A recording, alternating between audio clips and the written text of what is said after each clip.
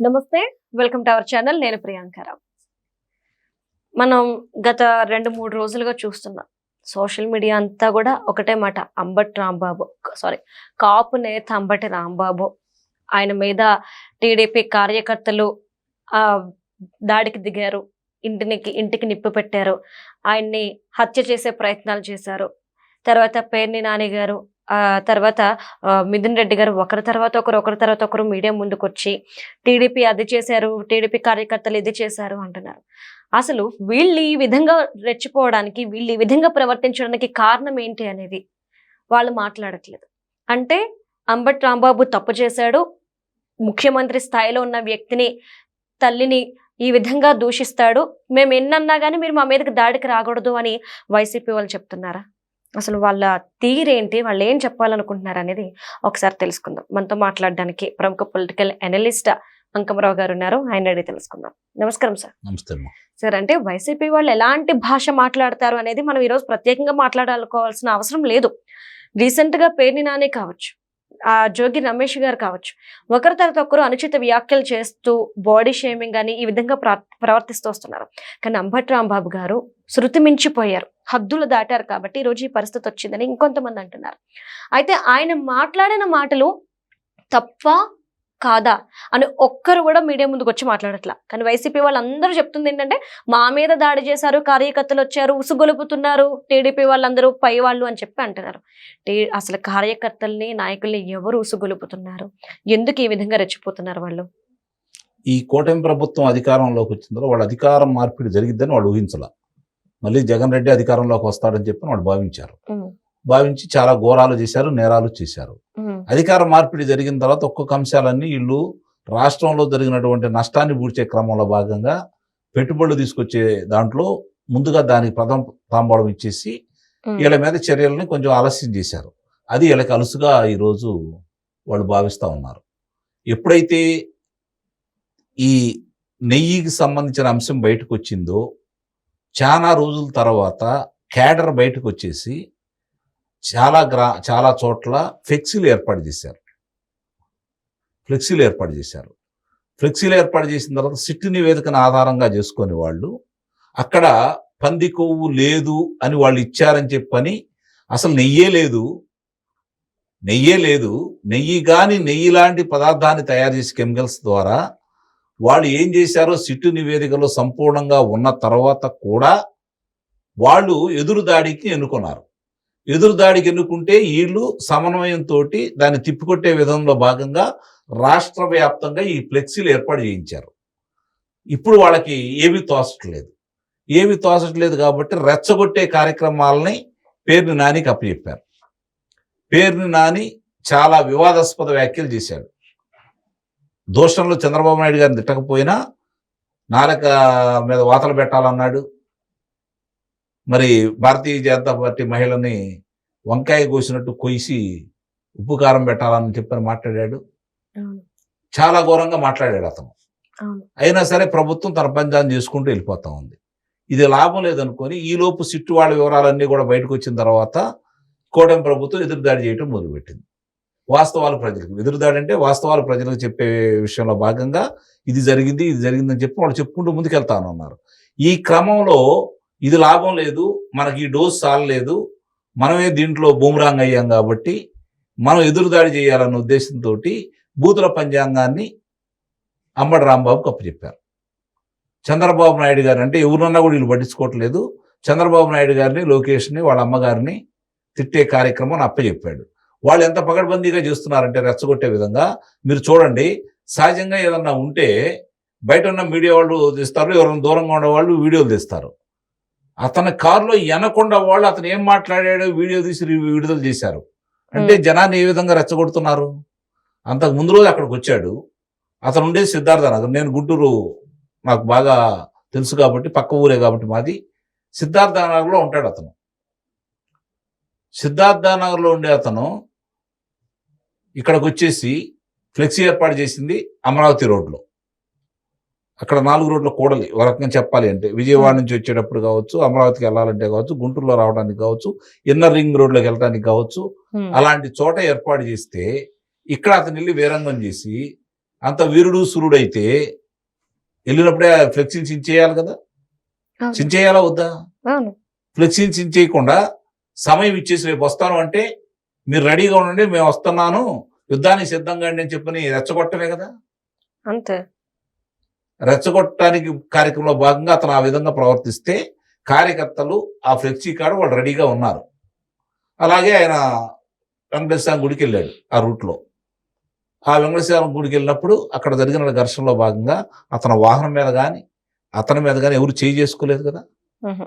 వాళ్ళు నిరసన తెలియజేశారు. రా ఏదో తెరుస్తా అన్నావు కదా, రమ్మని చెప్పని ఛాలెంజ్ విసిరారు. మరి ఎందుకు పారిపోయావు నువ్వు ఇంటికి? ఎందుకు పారిపోయావు నువ్వు ఇంటికి? ఇంటికి వెళ్ళిన తర్వాత మనం ఎంత రెచ్చగొట్టినా కూడా వాళ్ళు మన మీదకి రాలేదు కాబట్టి ఇంకా రెచ్చగొట్టాలనే ఉద్దేశంతో నేను అనలేదు అని అంటూ మీరు ఏదన్నా భయపెట్టి నన్ను అరెస్ట్ చేయాలంటే నా ఇంట్లో కుక్క కూడా భయపడదు అని చెప్పని మాట్లాడాడు. అవును. అప్పుడు కార్యకర్తలు స్పందించారు, ఇంటి మీదకి వెళ్ళారు. అలాగే లోకల్ ఎమ్మెల్యే అయినటువంటి గల్లా మాధవి గారు కూడా అక్కడికి వెళ్ళటం కూడా జరిగింది. అంటే సార్ నాకు ఒక ప్రశ్న అర్థం కాలేదు. అంబటి రాంబాబు గారి మీదకి వెళ్ళినప్పుడు జోగి రమేష్ గారు వీళ్ళందరూ మీడియా ముందుకు వచ్చి మాట్లాడుతున్నారు, మీరు మమ్మల్ని చంపేస్తారా, మమ్మల్ని బతకనివరా అనేసి. గతంలో రోజా గారు ఎలాంటి పదజాలంతో మాట్లాడారు? పవన్ కళ్యాణ్ గారిని పట్టుకుని వాడు వీడు అంటూ, చంద్రబాబు నాయుడు గారిని, లోకేష్ గారిని, తర్వాత విడుదల రజనీ కావచ్చు, ఆ తర్వాత శ్యామలా గారు కావచ్చు, పేరుని ఇప్పుడు కొడాలి నాని గారు కావచ్చు, వీళ్ళెవ్వరి మీదకి టీడీపీ కార్యకర్తలు ఎప్పుడు గొడవకి పోలేదు, ఎప్పుడు కూడా న్యూస్ లో కూడా వినలేదు. మరి ఈ రోజు అంబటి గారి మీదకి ఈ విధంగా వెళ్ళారు అంటే, పేరుని నాని ఇంటి మీదకి వెళ్ళారు అంటే, జోగి రమేష్ ఇంటి మీదకి వెళ్ళారు అంటే దాని వెనక ఏం రీజన్ ఉంది? ఇప్పుడు ఏదైతే నేను చెప్పినట్టు వీళ్ళు రెచ్చిపోవట్లేదని చెప్పి కార్యకర్తల్ని రెచ్చిపోవడం కోసం చంద్రబాబు నాయుడు గారిని లకారం భాషలో తిట్టడం కూడా, వాళ్ళ అమ్మగారిని లోకేష్ గారిని తిట్టినప్పుడు, అరే అధికారంలో మనం ఉండామా వాళ్ళు ఉండారా, అప్పుడు ఇప్పుడు ఒకటే పాలన, అప్పుడు ఇప్పుడు ఒకటే పాలన, ఇంకా వాళ్ళు ఇష్టారీతిగా మాట్లాడుతుంటే మన నాయకులు ఏం చేస్తున్నారు? ఖచ్చితంగా నాయకుల మీద కోపం ఈ రోజు అంబటి రాంబాబు మీద చూపించారు కార్యకర్తలు. అంటే అయినా సరే మీరు గమనించుకోండి, అయినా సరే అక్కడ వాహనాలను విధ్వంసం చేశారే తప్ప తెలుగుదేశం పార్టీ ఆఫీస్ మీద ఆ రోజు పట్టాభి గారు మాట్లాడారని చెప్పని వాళ్ళు ఎలాంటి కార్యక్రమాలు చేపట్టారు, ఎట్లా చేపట్టారు? పక్కన డీజీపీ ఆఫీస్ ఎంత దూరం? తెలుగుదేశం పార్టీ కార్యాలయానికి డీజీపీ ఆఫీస్కి ఎంత దూరం? ఆ రోజు మరి ఇదే పోలీస్ వ్యవస్థే కదా ఉంది. ఆ రోజు వాళ్ళు ఏం చేశారు? ఈ రోజు ఇతను రక్షించి ఇంకా ఇంట్లోంచి బయటకు పంపించారు కదా. ఇంతమంది ఇంటి మీద కొలిస్తే ఆయన మీదకి ఏం ఎగబడలేదు కదా. పోలీసు రక్షణ ఏర్పాటు చేశారు కదా, ప్రశాంతంగా వెళ్ళాడు కదా. ఇంటికెళ్ళి ఆయన మాట్లాడిన మాటలే కోపం వచ్చి కార్యకర్తలు వచ్చారు, క్షమాపణ చెప్పమన్నారు. మహిళలు వెళ్ళి ముందు క్షమాపణ చెప్పమన్నారు. క్షమాపణ చెప్పలేదు కాబట్టే అక్కడ నిరసన కార్యక్రమాలకు దిగారు. అది మంచి పద్ధతి నేను అంటలా, దాన్ని సమర్థించట్లా నేను. కానీ అతను మాట్లాడిన మాటలు ఈ విధంగా వీళ్ళు రెచ్చిపోవడానికి కారణమైంది కదా. ముందు అది మాట్లాడింది ఎవరు? ముందు మాట్లాడిన వాళ్ళ మీదే కదా చర్యలు తీసుకోవాల్సింది. అంటే ఇష్టారీతిగా మాట్లాడితే ఒక ముఖ్యమంత్రిని, మనకు రాజ్యాంగం కల్పించిన హక్కు భావ ప్రకటన స్వేచ్ఛ, ఆర్టికల్ 19లో పారా 2లో ఏమనుంది? ఒక ముఖ్యమంత్రిని కానీ ప్రధానమంత్రిని కానీ అసభ్యకరమైన పదజాలంతో ఉపయోగిస్తే అతను శిక్షించమనే ఉంది కదా. దాని ప్రకారమే కదా ఇప్పుడు అరెస్ట్ చేసింది. అదే గనక ఈ కూటమి ప్రభుత్వం ముందుగా కనుక అరెస్ట్ చేసి ఉన్నట్టయితే ఈ గొడవ అంటూ ఉండేది కాదు కదా. అంటే వాళ్ళు ఒక ప్రణాళికబద్ధంగా వాళ్ళ యొక్క దోపిడీలు దొంగతనాలు బయటకు వస్తున్నాయి కాబట్టి ప్రభుత్వాన్ని కార్యకర్తలను రెచ్చగొట్టి రాష్ట్రంలో వీధి పోరాటాలు తీసుకురావడానికి వాళ్ళు సన్నద్ధం చేశారు. ఇది గమనించుకోండి. తద్వారా వచ్చే పెట్టుబడులు ఆపాలని వాళ్ళు ప్రయత్నం చేస్తున్నారు. పెట్టుబడులు ఆపడం కోసం వాళ్ళు మెయిల్స్ పంపిస్తున్నారు, హడావుడి చేస్తున్నారు. అయినా సరే పెట్టుబడులు విచ్చలవిడిగా వస్తానే ఉన్నాయి ఆ రాష్ట్రానికి. దీన్ని ఆపాలంటే ఏం చేయాలి? వర్గాల మీద వైషమ్యం సృష్టించాలి. తెలుగుదేశం పార్టీ కార్యకర్తలు, వైఎస్ఆర్పీ పార్టీ కార్యకర్తలు బహాబాహిగా రణరంగాన్ని తలపించే విధంగా కొట్టుకోవాలని వాళ్ళు ప్రయత్నం చేస్తున్నారు. కానీ అది కూడా కుదరట్లేదు. ఇప్పుడు మళ్ళీ కొత్తగా కులాల అంశాన్ని బయటకు తీసుకొస్తున్నారు. అంబటి రాంబాబును కులానికి ప్రతినిధిగా చూపించాలని చూస్తున్నారు. అలాగే జోగి రమేష్ ని బీసీ నేతగా సృష్టించాలని చెప్పని ప్రయత్నం చేస్తా ఉన్నారు. అంటే ఇక్కడ అంబటి రాంబాబుకి వచ్చేతలకేమో కులం కావాల్సి వచ్చింది, జోగి రమేష్కి వచ్చేతలకేమో బీసీ నాయకుడు అంట. అంటే ఇక్కడే వైరుధ్యాలు చూడండి మీరు. దీన్ని సమర్థిస్తూ మరి ఈ రోజు చంద్రబాబు నాయుడు గారిని బూతులు తిట్టడానికి అంబటి రాంబాబు పనికొచ్చాడా, జోగి రమేషే పనికొచ్చారా? మరి అధికారం ఎలగబెట్టినటువంటి రెడ్డి కులస్తులందరూ ఏమైపోయారు, రెడ్డి నాయకులందరూ ఏమైపోయారు? వాళ్ళు మాత్రం మాట్లాడరు, వాళ్ళు మాత్రం జైల్లోకి వెళ్ళరు. కారుమూరి వెంకటరెడ్డిని జైల్లోంచి బయటకు తీసుకురావడం కోసం, బెయిల్ తీసుకురావడం కోసం ప్రయత్నం చేశారు. ఇక్కడ అంబటి రాంబాబు కోసం మాత్రం ఎవరు ఎంత ప్రయత్నం చేశారో కనపడతానే ఉంది. అంటే ఇక్కడ వాళ్ళ నాయకులు ఎవరన్నా, వాళ్ళ కులస్తులు ఎవరైనా సరే జైల్లో ఉంటే దానికోసం రక్షించడం కోసం, బెయిల్ తీసుకురావడం కోసం ఏ స్థాయికైనా వెళ్తారు వాళ్ళు. ఇక్కడ మాత్రం అంబటి రాంబాబు మాత్రం జైల్లో ఉండాలా? ఎందుకంటే కాపు నాయకుడిగా అతన్ని చూపించాలి, కాపుల ఓట్లు చేల్చాలి. గమనించుకోండి మీరు ఇక్కడ. అంటే ఒకే దెబ్బకి రెండు పిట్టలు అన్నట్టు ఇటు కార్యకర్తలను ప్రజల్లోకి చెడ్డ పేరు వెళ్ళిపోతుంది, తర్వాత కాపు కమ్మ ఓటు చీల్చేయచ్చు. అంటే రెండు ప్రయత్నాలు ఒకేసారి చేశారా జగన్మోహన్ రెడ్డి గారు? అంతే కదా, వాళ్ళ ప్రయత్నాలు చాలా స్పష్టంగా అర్థమైపోతా ఉన్నాయి కదా. అంటే ఎందుకంటే వాళ్ళు ప్రజా సమస్యల మీద పోరాడి అధికారంలో రావాలని కోరుకోవట్లేదు. గతంలో మేము ఇన్ని మంచి పనులు చేశాం, రేపు వస్తే ఇన్ని మంచి పనులు చేస్తామని చెప్పుకొని మరి అధికారం రావాలని కోరుకోవట్లేదు వాళ్ళు.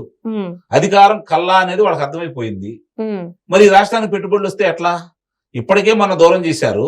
రాష్ట్రానికి పెట్టుబడులు వచ్చి ఇబ్బడిముబ్బడిగా పిల్లలకు ఉద్యోగాలు వస్తే రేపు మన మాట ఎవరింటారు? వాళ్ళు ఇక్కడే ఉంటారు కదా. ఇప్పుడంటే పట్టపట్టుకుని ఏదో విదేశాలకు, పక్క రాష్ట్రాలకు వెళ్ళిపోతా ఉన్నారు. కాబట్టి వాళ్ళు చదువుకున్న వాళ్ళందరూ వెళ్ళిపోతున్నారు. వెళ్ళిపోతే మన ఓట్లు ఉంటాయి కదా, ఇక్కడ మనం పథకాలు ఇచ్చిన ఓట్లు ఉంటాయి కదా. అదే అని చెప్పి వాళ్ళు ఆలోచించారు. కానీ పథకాలే ప్రామాణికం కాదు, మా పిల్లల భవిష్యత్తు, మా భవిష్యత్తు కూడా ముఖ్యం అని చెప్పి వాళ్ళందరూ వ్యతిరేకంగా ఓట్లు వేశారు. కాబట్టి 151 స్థానాల నుంచి 11 స్థానాలు పరిమితం అయిపోయారు. ఇప్పుడు దాన్ని ఆధారంగా చేసుకొని వాళ్ళు ఇంకా ఈ విధంగా ఉంటే మనకి కనీసం మన పార్టీ గుర్తింపు కూడా ఉండదేమో, ఏదో విధంగా అలజడి సృష్టించాలని చెప్పి ఈ విధమైన కార్యక్రమాలు వాళ్ళు చేపడుతున్నారు. దీన్ని గమనించుకోవాలి ఇప్పుడు కూటమి ప్రభుత్వం కూడా. గమనించింది కాబట్టి చంద్రబాబు నాయుడు గారు, పవన్ కళ్యాణ్ గారు సమన్వయం పాటించమని చెప్పి చెబుతున్నారు.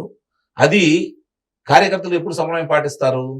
మీ జోలికి రానంత వరకు, మీ జోలికి రానంత వరకు. ఇప్పుడు వాళ్ళ ఇంట్లో తండ్రి కంటేనో, తోబుట్టు కంటేనో, అన్నా తమ్ముడు కంటేనో చంద్రబాబు నాయుడు గారికి ఏదన్నా అంటే తట్టుకోలేరు వాళ్ళు. వాళ్ళకి ఏదైనా జరిగినా కూడా వాళ్ళు పెద్దగా పట్టించుకోరు. అధినేతని తట్టుకోలేరు. అధినేత ఏదన్నా అంటే తన అధినేతని ఈ విధంగా మాట్లాడారు కాబట్టి ఈ రోజు వాళ్ళు బజార్కి వచ్చారు. ఇది గమనించుకోవాలి. చంద్రబాబు నాయుడు గారిని చూసి కార్యకర్తలు అవుతున్నారు. వాళ్ళలాగా ఇళ్ల మీదకి వెళ్ళి అర్ధరాత్రి పూట ఏ నాయకుడిని అరెస్ట్ చేయలేదుగా, తలుపులు బద్దలు కొట్టి బయటికి తీసుకురాలేదుగా, వందల కిలోమీటర్లు తిప్పట్లేదుగా, కరోనా అంటించాలని ప్రయత్నం చేయట్లేదుగా. అవన్నీ చెయ్యాలని ఇప్పుడు వాడు కోరుకుంటున్నారు సింపతి కోసం. ఈ ఏడ సింపతి వస్తుందని చెప్పి కూడా ప్రభుత్వం కూడా తప్పు చేస్తుంది ఇక్కడ.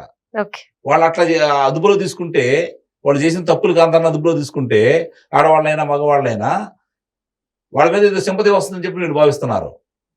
వాళ్ళు చేసినటువంటి పరిపాలన చూసి విరక్తి చెందినటువంటి, భయపడినటువంటి ఆంధ్ర రాష్ట్ర ప్రజానీకం 164 స్థానాలు ఇచ్చింది. వాళ్ళకి సింపతి చూపించట్లేదు, సింపతి గురించి ఆలోచించట్లేదు. వాళ్ళకి శిక్షలు వేయండి అని చెప్పి కోరుకుంటున్నారు. గుర్తుపెట్టుకోవాలి. మీరు ఆలస్యం చేసే కొద్దీ కార్యకర్తలు బజారుకి వస్తున్నారు. బలైపోయేది కార్యకర్తలు. కార్యకర్తలను రక్షించుకోండి, ముందు వాళ్ళకి శిక్షలు వేయండి. Thank you so much sir.